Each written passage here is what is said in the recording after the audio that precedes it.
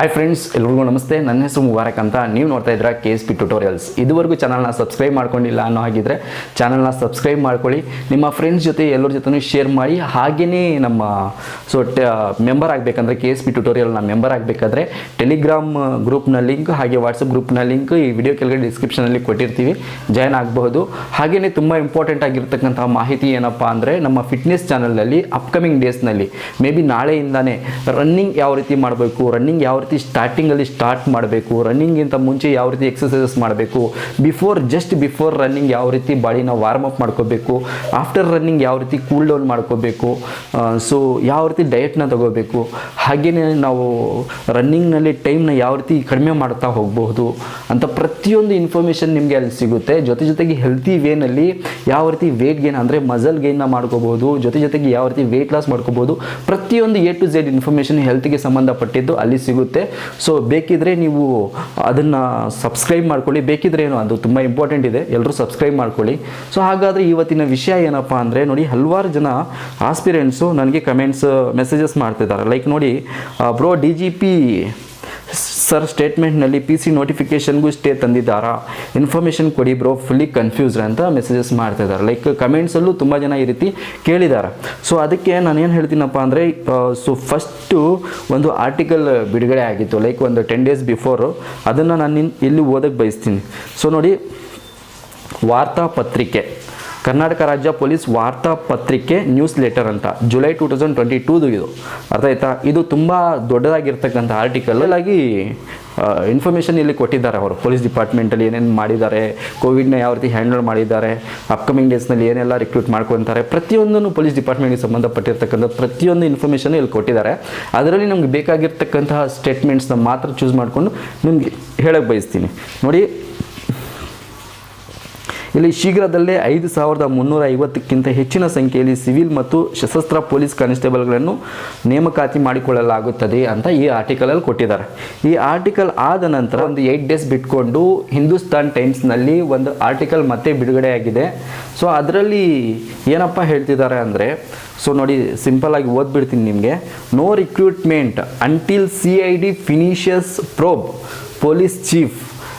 The police department stopped all recruitments until the criminal investigation department ಅಂದರೆ CID completes its probe into the PSI scam. Okay, ಹಾಗಾದರೆ ನೋಡಿ, PSI ಹಗರಣದ ತನಿಖೆಯನ್ನು ಅಪರಾಧ ತನಿಖಾ ಇಲಾಖೆ ಅಂದರೆ CID ಪೂರ್ಣಗೊಳಿಸುವವರೆಗೂ ಪೊಲೀಸ್ ಇಲಾಖೆ ಎಲ್ಲ ನೇಮಕಾತಿಗಳನ್ನು ನಿಲ್ಲಿಸಿದೆ. ಹಾಗಾದರೆ ಇದರ ಅರ್ಥ ಏನಪ್ಪ? ಸೊ ನೋಡಿ, ಸಿಂಪಲಾಗಿ ಇಷ್ಟು ಅರ್ಥ ಮಾಡ್ಕೊಳ್ಳಿ. PCಗಳನ್ನ ಯಾರು ರಿಕ್ರೂಟ್ ಮಾಡ್ತಾರೆ? ಯಾರಾದರೂ ಏಜೆನ್ಸಿ ಮುಖಾಂತರ ರಿಕ್ರೂಟ್ ಮಾಡ್ತಾರಾ? ಲೈಕ್ ನೋಡಿ, SDA, FDA, ಸೊ ಇವುಗಳಿಗೆಲ್ಲ ಯಾರಪ್ಪ ರಿಕ್ರೂಟ್ ಮಾಡ್ತಾರೆ? KPSC, ಓಕೆ, KAS, ಈ ಎಲ್ಲದಕ್ಕೂ ಯಾರು ರಿಕ್ರೂಟ್ ಮಾಡ್ತಾರೆ? ಸೊ KPSC ರಿಕ್ರೂಟ್ ಮಾಡುತ್ತೆ. ಅದೇ ರೀತಿ ಬ್ಯಾಂಕಿಂಗ್ ಎಕ್ಸಾಮ್ಸ್ಗೆಲ್ಲ ಯಾರು ರಿಕ್ರೂಟ್ ಮಾಡ್ತಾರೆ? IBPS ರಿಕ್ರೂಟ್ ಮಾಡುತ್ತೆ ಅಲ್ಲ, ಏಜೆನ್ಸೀಸ್ ಮೂಲಕ ರಿಕ್ರೂಟ್ ಆಗ್ತಾರೆ ಅವರು. ಸೊ ಆ ರೀತಿ ಸೊ ನಮ್ಮ ಡಿಪಾರ್ಟ್ಮೆಂಟಲ್ಲಿ PCಗಳಿಗೆ ಯಾವುದೇ ರೀತಿಯಾದಂಥ ಏಜೆನ್ಸಿ ಇಲ್ಲ.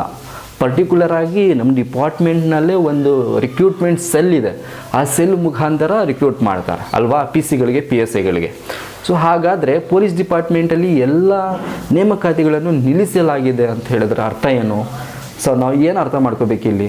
ಸೊ PC ನೋಟಿಫಿಕೇಷನನ್ನು ಅವರು ಈ ತನಿಖೆ ಮುಗಿಯುವವರೆಗೂ ಬಿಡಲ್ಲ ಅಂತ ಅರ್ಥ ಆಯ್ತಾ? ಇಷ್ಟು ಅರ್ಥ ಮಾಡ್ಕೊಂಡ್ಬಿಟ್ರೆ ಸಾಕು. ಹಾಗಾದರೆ ಇವಾಗ ಇದಕ್ಕೇನಪ್ಪ ಪರಿಹಾರ ಅಂತ ಹೇಳಿದ್ರೆ, ಅದೇ just we have to wait. ನಾವು ವೆಯ್ಟ್ ಮಾಡಬೇಕು. ಎಲ್ಲಿವರೆಗೂ ಅಂದರೆ, ಸೊ ಈ CID ಇನ್ವೆಸ್ಟಿಗೇಷನ್ ನಡೆಯೋವರೆಗೂ, ಕಂಪ್ಲೀಟ್ ಆಗೋವರೆಗೂ ವೆಯ್ಟ್ ಮಾಡಬೇಕು. ಸೊ ಬಲ್ಲ ಮೂಲಗಳಿಂದ ಆಗಸ್ಟ್ನಲ್ಲಿ ಇದೆಲ್ಲ ಮುಗಿಯುತ್ತೆ. ಸೊ ಆಮೇಲೆ ಖಂಡಿತ ಮಾಡುವ ಸಾಧ್ಯತೆಗಳು ತುಂಬ ಇದೆ. ನೀವು ತಲೆ ಕೆಡಿಸ್ಕೊಬೇಡಿ, ಬಿ ಪಾಸಿಟಿವ್ ಆಗಿರಿ. ಅರ್ಥ ಆಯ್ತಾ? ಸೊ ಹಾಗಾದರೆ ಆ ಆರ್ಟಿಕಲ್ನ ಮುಂದೆ ಓದಬೇಕಾದ್ರೆ ಇನ್ನು, ಸೊ ಅವ್ಯವಹಾರ ಘಟನೆಗಳು ಬೆಳಕಿಗೆ ಬಂದ ನಂತರ ಕಪ್ಪು ಪಟ್ಟಿಗೆ ಸೇರಿಸಲಾದ ವಿವಾದಾತ್ಮಕ ಶ್ರೇಣಿಯ ಪಟ್ಟಿಯ ಹೊರತಾಗಿ ಈ ವರ್ಷ ಸಬ್ ಇನ್ಸ್ಪೆಕ್ಟರ್ಗಳಿಗೆ 2ನೇ ನೇಮಕಾತಿ ಚಾಲಕವನ್ನು ನಡೆಸಲು ರಾಜ್ಯ ಪೊಲೀಸರು ನಿರ್ಧರಿಸಿರುತ್ತಾರೆ. ಅರ್ಥ ಆಯ್ತಾ?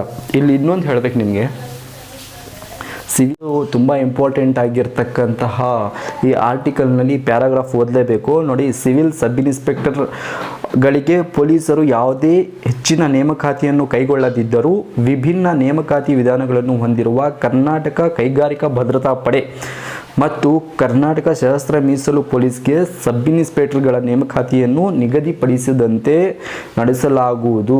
ಇದರ ಅರ್ಥ ಏನಪ್ಪ? ಸೊ ನೋಡಿ, ಆಲ್ರೆಡಿ KSISFಗೆ ಮತ್ತು ಹಾಗೆಯೇ ಅದ್ರ ಜೊತೆಗೆ KSRPಗಳಿಗೆ ಫಿಸಿಕಲ್ ನಡೆದಿದೆ. ಸೊ ಆ ಎಕ್ಸಾಮ್ಗಳಿಗೆ ಯಾವುದೇ ರೀತಿಯಾದಂತಹ ತೊಂದರೆ ನಡೆದಿರ ಆ ಎಕ್ಸಾಮ್ಸ್ನ ಕಂಡಕ್ಟ್ ಮಾಡ್ತೀವಿ ಅಂತ ಭರವಸೆ ಕೊಟ್ಟಿದ್ದಾರೆ. ಸೊ ಅರ್ಥ ಆಯ್ತಾ? ಇಲ್ಲಿ ನಾವು ಏನು ಅರ್ಥ ಮಾಡ್ಕೋಬೇಕಂದ್ರೆ ಕನ್ಫ್ಯೂಷನ್ ಯಾವುದೇ ರೀತಿಯಾಗಿ ಬೇಡ. ಸೊ ಹೊಸ ನೇಮಕಾತಿಗಳು, ಅರ್ಥ ಆಯ್ತಾ? ಸೊ ಯಾವುದು ಮಾಡಲ್ಲ ಅಂಟಿಲ್ CID ಇನ್ವೆಸ್ಟಿಗೇಷನ್ ಮುಗಿಯೋವರೆಗೂ, ಇದು PSI ಸ್ಕ್ಯಾಮ್ ಎಲ್ಲ ಕ್ಲಿಯರ್ ಆಗೋವರೆಗೂ ಯಾವುದೇ ರೀತಿಯಾದಂತಹ ಸೊ PC ಆಗಲಿ ಸಿವಿಲ್ PSI ಆಗಲಿ ನೋಟಿಫಿಕೇಶನ್ ಹೊರಡಿಸುವುದಿಲ್ಲ ಅಂತ ಹೇಳಿದ್ದಾರೆ. ಅರ್ಥ ಆಯ್ತಾ? ಹಾಗಂದರೆ ಆತಂಕ ಪಡುವ ಅವಶ್ಯಕತೆ ಇಲ್ಲ. ಸೊ ನಾನು ಹೇಳಿದೆ ಅಲ್ಲ, ಮೇ ಬಿ ಆಗಸ್ಟ್ನಲ್ಲಿ ಇದೆಲ್ಲ ಮುಗ್ದೋಗುತ್ತೆ. ಆಗಸ್ಟ್ ನಂತರ ಸೊ ಸೆಪ್ಟೆಂಬರಲ್ಲಿ ಆ ರೇಂಜಲ್ಲಿ ಕಾಲ್ ಫಾರ್ ಮಾಡ್ತಾರೆ. ಬಿ ಪಾಸಿಟಿವ್ ಆಗಿರಿ, ಹೋಪ್ಸ್ನ ಇಟ್ಕೊಳ್ಳಿ. ಹೋಪ್ಸ್ನ ಇಲ್ಲ ಅಂದರೆ ಏನು ಮಾಡೋಕ್ಕಾಗಲ್ಲ, ಹೋಪ್ಸ್ ಇಲ್ಲ ಅಂದರೆ. ಸೊ ಅದಕ್ಕೋಸ್ಕರ ಸಿಂಪಲ್ ಇಷ್ಟೇ. ಸೊ ಹಲವಾರು ಜನ ಇದಕ್ಕೆ ಗೊಂದಲಕ್ಕೆ ಜನರಲ್ಲಿ ಈ ರೀತಿ ಗೊಂದಲ ಇದೆ, ಅದಕ್ಕೋಸ್ಕರ ನಾನು ಇದನ್ನು ಹೇಳಬೇಕು ಅಂತ ಅನ್ನಿಸ್ತು. ಸೊ ಮೀಟ್ ಆಗೋಣ ನೆಕ್ಸ್ಟ್ ವಿಡಿಯೋನಲ್ಲಿ. ಅಲ್ಲಿವರೆಗೂ ಟೇಕ್ ಕೇರ್ ಫ್ರೆಂಡ್ಸ್. ಏನಾದರೂ ನಿಮಗೆ ಸೊ ಅಲ್ಲಿಗೂ ಸಲಹೆಗಳು ಸಜೆಷನ್ಸ್ ಇದ್ದರೆ, ಏನಾದರೂ ನಿಮ್ಮ ಕ್ವಶನ್ಸ್ ಇದ್ದರೆ ಕಮೆಂಟಲ್ಲಿ ತಿಳಿಸ್ಕೊಡಿ. ಇದರಿಂದ ನಾವು ನಮ್ಮ ಕೈಲಾದಷ್ಟು ಆನ್ಸರ್ ಮಾಡಲಿಕ್ಕೆ ಟ್ರೈ ಮಾಡ್ತೀವಿ. ಅರ್ಥ ಆಯ್ತಾ? Thank you friends.